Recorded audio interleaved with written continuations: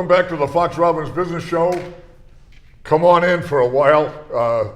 This is we're now in the 10th year, Coach. You know, at the end of 2018, it'll be 10 years of hacking away at Fox Robbins Business Show. If you can You sure it hasn't been 5 or 6? You don't look a minute older, by the way.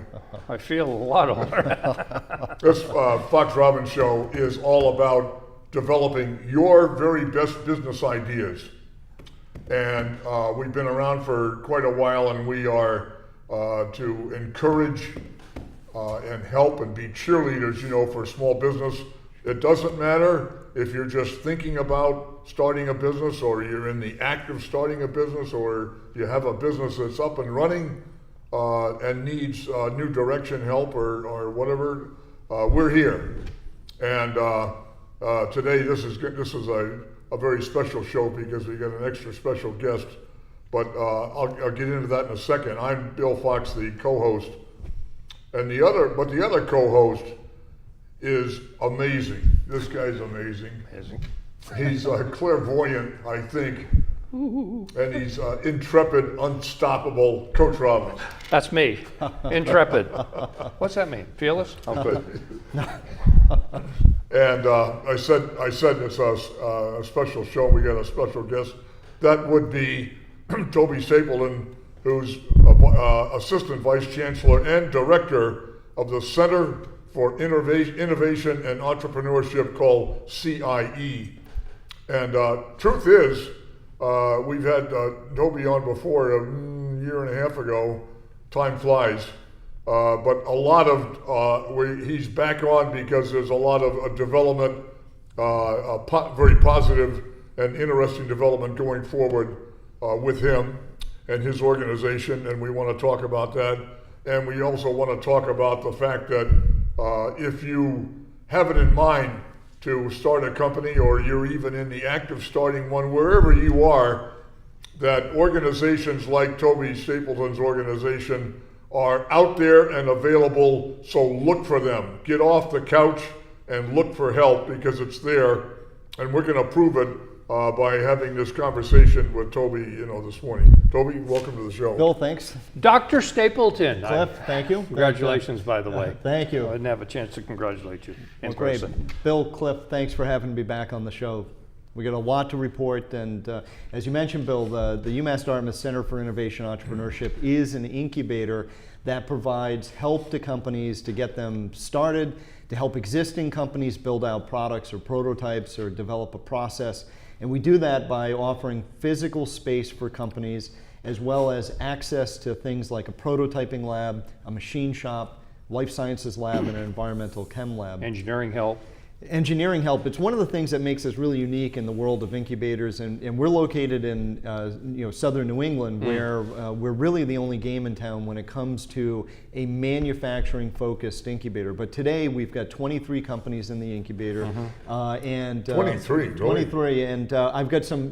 One of the things I can't wait to talk about today is the successes that we've had over, just since the last time I've been on the show. So we've not only grown a lot, but the companies, and this is really the important thing, the companies that we support have had some wild successes over the last year.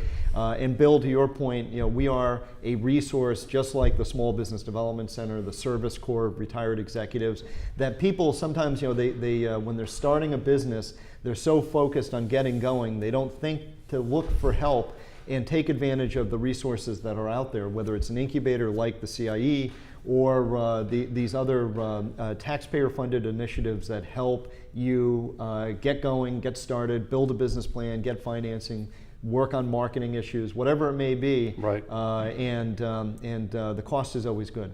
Right? Yeah. Free. You Free. guys listen No to listen to what Toby's saying, because this is important. That support is available if you get up and start asking questions and look around for it. That's right, absolutely. And for us, it is one of the challenges that we face in terms of the companies, those 23 companies that are in the incubator today. Most of them are, again, building a product, and they're technically capable, so they're engineers or scientists who are working on an exciting technology. They have technical skills. What they need help with is that business, sort of getting that product through the commercialization process. Just last year, we opened up a rapid prototyping lab to help companies build prototypes faster, and what those prototypes allow them to do is to take that product or that new invention. We work with a lot of inventors to help them take that to potential funding partners, get interest among, it might be an equity investor, an angel investor, or a venture capitalist, or it could be just getting partners on board. This is what I'm working on, how can you help? And then certainly patenting, taking it through a patent process. Intellectual property, it's important to have that kind of a model. You better believe it. Could we bear on you, Toby, to also to go back to the beginning for the audience, for the audience who want to hear, starting with your mission. You have a mission and a purpose. Yeah, absolutely. So, our mission really is to leverage the university resources for regional economic development. And we think of, that when I think of the region, I really look at southern New England, from southeastern Massachusetts out to the Cape and Islands. And we actually including Providence. That's right. Rhode Island. It's only 15 miles away. And we are part of the Rhode Island ecosystem where we are. And we're a physical building that is located in the city of Fall River. We're a 60,000 square foot facility. And we work closely with companies on the other side of the border in Rhode Island who are looking for a space to get going. And in fact, one of the examples of that, we had a company that's developing a solar charged floating autonomous dock platform for the purpose of underwater autonomous vehicles to swim up and charge themselves, aerial vehicles to land on the deck, dump data and collect data and things like that. And go back to work. And then go back to work, swim their mission, or fly back to a rally point. And gee, thanks a lot, Toby. You lost me already. Well, the point to that one is, that's a company that was looking for a space to start up and the resources. Now, they could have found some office, an office park or a location to set up, but they wouldn't have the access to the resources that we connect them to through the university. Today, last year, that company was recognized at the State House for the Manufacturing Innovation Award. They were recognized by the a local magazine for being the most innovative company of the year.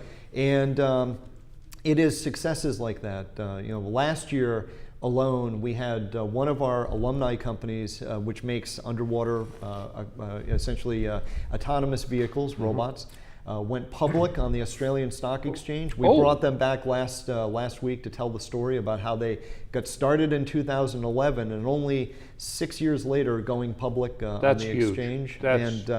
Another company called Ocean Server got acquired by a big conglomerate called L3 Technologies, a $14 billion market cap company, bought a small company, a startup in Fall River, Massachusetts, so right here on the south coast. Right out of the CIE, right. And you guys watching the show, take note that what's the clever idea of having a center like this near a university, a center of thinking and research, and availability of the teachers and professionals.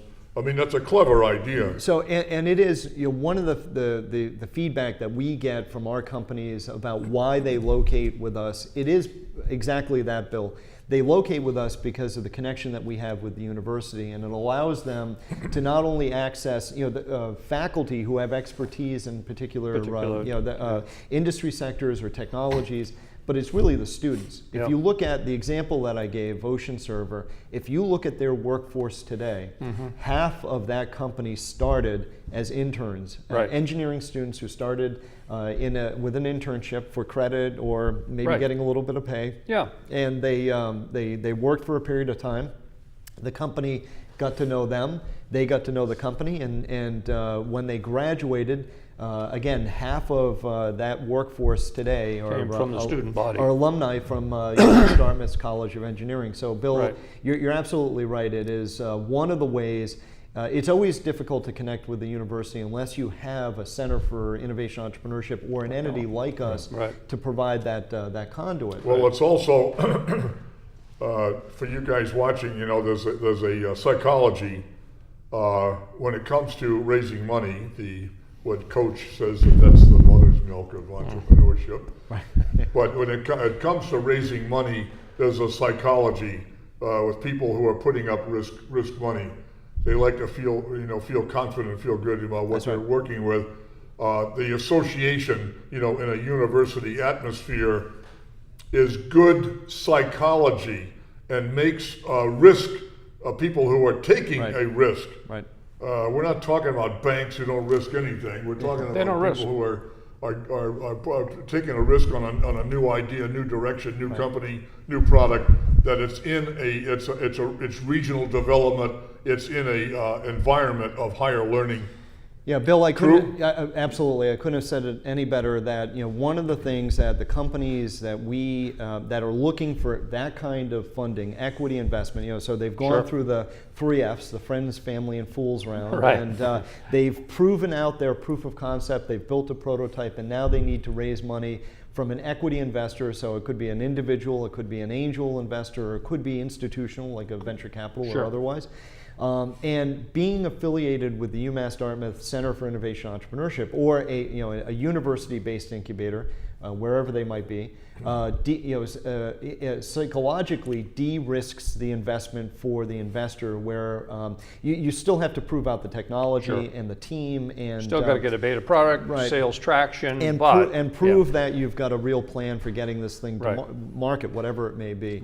But absolutely, Bill, that it helps. Those of you watching the show again is you have to listen. You need to listen to Toby, what he's saying, because when you are starting up a new venture, coming up with a new product, or you have your company is up and running, but you're trying to make it grow, it doesn't matter.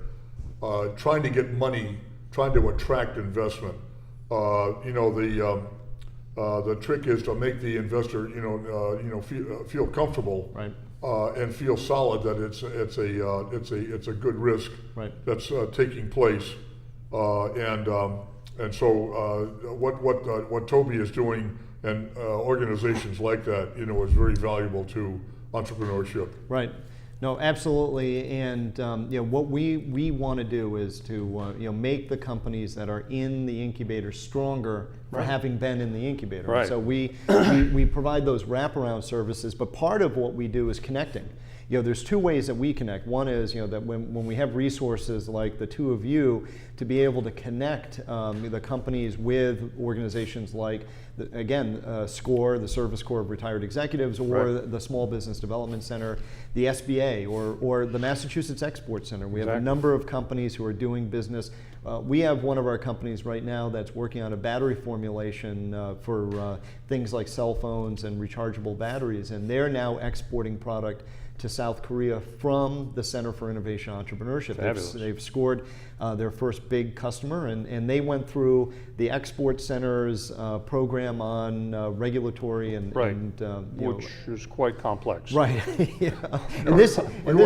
to make sure that you guys understand that Toby he's not working just on brand new companies or brand new startups. He's also supporting the growth of established and emerging businesses as well. And that's absolutely correct. If you look at, we have companies come to us all the time. These are established companies that are located right here within the region, and including Cape Cod. We have a number of companies that come to us who need to develop that next innovative product, and so we work with them with our engineering team and our prototyping lab to help them develop that new thing.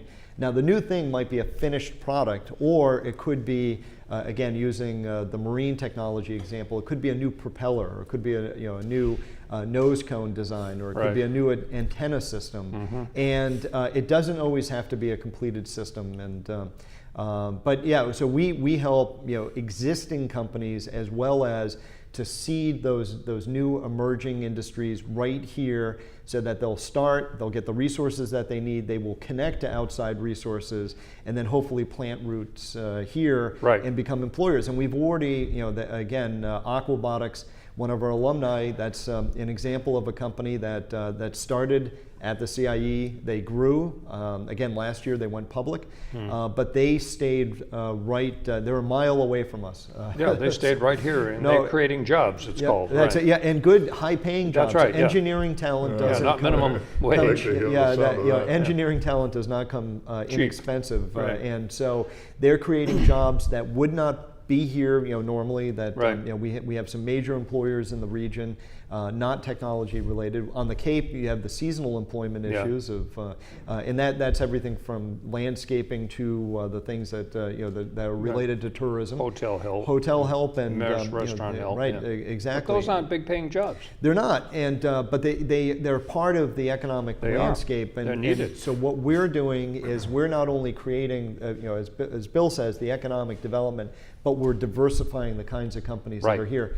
I still believe that this region of the state has a great future in manufacturing, but it's not the kind of manufacturing that we think of 100 From years ago. 100 years ago. It's a different type of textiles, shoes. Although we have companies like Matuk, thousand thread count linens in New Bedford. You've got Joseph Abood manufacturing suits for high-end shirts. That's right. Yep, exactly. And but today, I believe the future is in these technology-driven businesses, and we have anchor institutions. In our region, we've got the Woods Hole Oceanographic Institute, Mass Maritime Academy, and of course, the University of Massachusetts Dartmouth that help seed that kind of activity. But what we do, we provide, again, not only the space for these companies to get going, but the connection to the laboratories, and it's those professional lab managers. It's one of the unique features to us is that we actually provide a link to somebody whose full-time job is to operate the machine shop and help somebody to come up with that new product design or iterate on a product. And, and we also want to showcase the kinds of innovations that are happening within the region. We have this program called the Southern New England Entrepreneurs Forum. Every time I hear SNEEF, I know I say, God bless you. And SNEEF, we do a lot of work with the Cape Cod Technology Council, the Cape Chamber, and even the Blue Economy Group that's here. Developing. I do a lot of work with them and Woods Hole. Yep, absolutely. And last year we had a program where there have been successes, back office associates and others that have had some success building businesses on the Cape, and one of those entrepreneurs, a company that started just 2 years ago, a company called Classics and Exotics. The founders of that team, Cape-based folks who participated in TechStars, an accelerator program. That company, after 2 years of operation, got acquired by Hagerty, which is a big name in the classic and exotics insurance market. And now that company was rebranded as Drive Share by Hagerty. And that's a company that started right here on the Cape. A lot of people wouldn't even know that happened, or that kind of innovation is taking place. And so Bill, part of the work that needs to be done is not only do we need to let entrepreneurs know that there are resources out there, but they don't have to go it alone. There are success stories in our own backyard of companies that have built technology businesses. The best example of an investment that we've made isn't the new rapid prototyping shop. It's the coffee maker that I spend about $60 a month for the coffee and the pot and everything else. And more problems have been solved around that coffee maker. It's not even a Keurig; it's an old-fashioned pour-over machine. But more problems have been solved around that coffee maker than any of the other resources. That's the whole idea of Kendall Square at MIT. All of these companies get together down at Starbucks or whatever other coffee shops in there. That's right. And sharing ideas, just like the CIE, around your coffee maker, and says, you got a problem with that? You know what, I had that problem, I solved it this way, and just interchange between smart people helping other people. It's fantastic. But this is a great point, and probably to Bill's point, that I am sure that the Fox Robbins show has an international audience, and so gigantic. So I can't go out the door without. So wherever you may be as an entrepreneur, the point is take a moment and look around, your city, your town, wherever you may be, and see what kind of resources there are to help you get your business off the ground.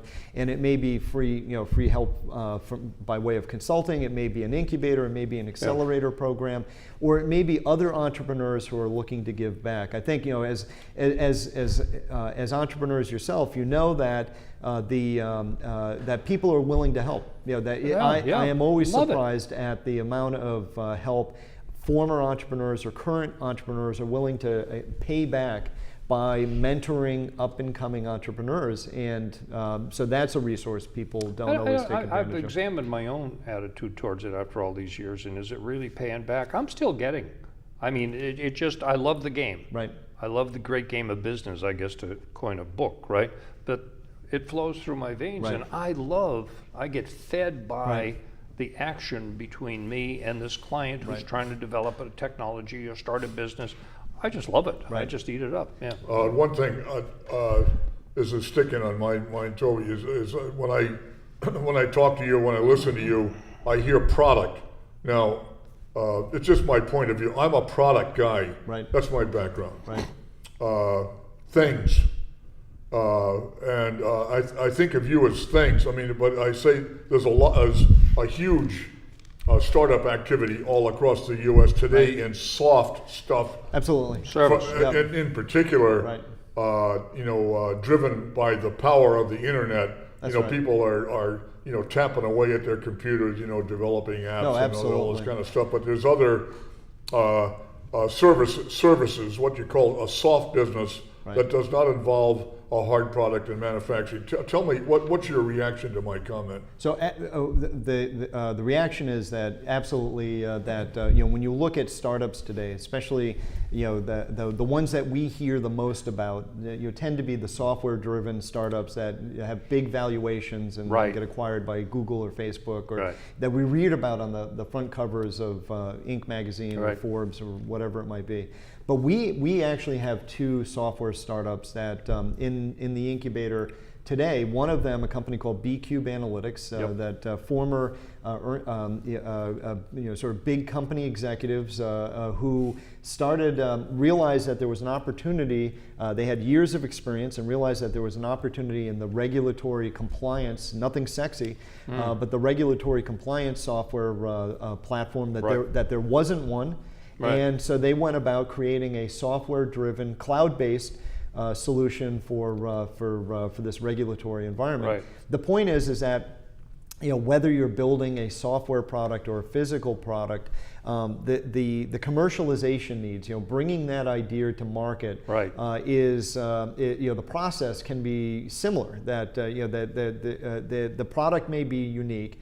How that product gets developed or worked on, and whether it's a physical product or a software product, those may determine things like who the team is. I mean, with one you need that's critically important. Yeah, right. Sure. And but help. You need an A team. Yeah. But today, especially with software companies, forming an A team can also mean pulling in virtual resources that we're able to with technology today. We're able to connect and bring in mentors and even executives from far-flung places. I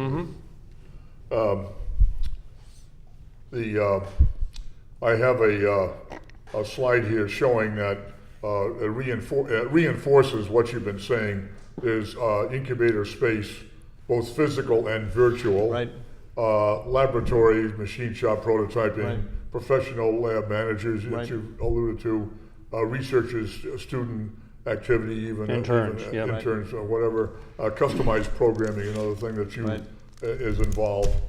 And your strategic priorities here provide direct support to tech venture, commercialization of CIE-based research and partnering with industry, conferences, workshops, symposia, Right. etc. Absolutely. Yeah. Southern New England SNF, hosting workshops. You've already mentioned the Right. SNF, Southern New England Yeah, Entrepreneurs. absolutely. And So here's some major new thrusts that you gave us, for this show, rapid prototyping. so we have a brand new rapid prototyping lab called Rapid Lab, which has got Good name. yeah, we didn't think I'm not one on spending a long time coming up with a clever name. Kind of tells you what it is, though. Exactly, yeah. So we have a rapid prototyping lab. People can come in with either their model, their solid model for their product, or they can work with us to develop one. And we can develop a prototype, faster, less expensively, that they can then use to get. And we've done everything from biodegradable pour-over coffee filters for these two individuals who are founders. They actually own a coffee shop in a different part of the state, and to advanced materials for underwater robotics and things like that. Yeah. So it helps reduce the prototype's development cost and the time to delivery. I'm on a team of folks who take a look at the stuff they're developing at Hui to see, Right. working with the technology transfer Yep. division, and they Right. call me down there to look at some of these products. It's amazing. Right. It's amazing. There are a lot of smart people. There out are, and so last year alone, we had companies like, we've got a company called Catalytic Innovations that ended up winning Mass Challenge Israel. Oh. They won the UN Sustainability Prize, which is a big deal, Yeah. and they're a semifinalist in the NRG COSIA X Prize, which X Prizes are for big problems. Yeah, so right. lunar landing, ocean exploration, and in this case, reducing carbon in the air and the ocean. That's so huge. that company is is seeing some great success, and they've even invented a process for creating alcohol from thin air. There's more to report on that. We just posted that on our Facebook page. There's a link to the video. Reuters did a story about Catalytic Innovations and making perfumes and alcohol out of thin air. Excellent. Toby, thank you. Bill, thank you. That'd be good to see Cliff. you. You promised to come back, Of course, we hope to have more news like Excellent. this to report. and congratulations on your work, by the way. We're Thank really you. excited about it. Tremendous. And you guys, thanks for watching Fox Robbins. We have past shows on YouTube. Go to YouTube and in the search box, just type in Fox Robbins, FOXROBBINS, and there's a library of past shows. And we'll see you guys next time.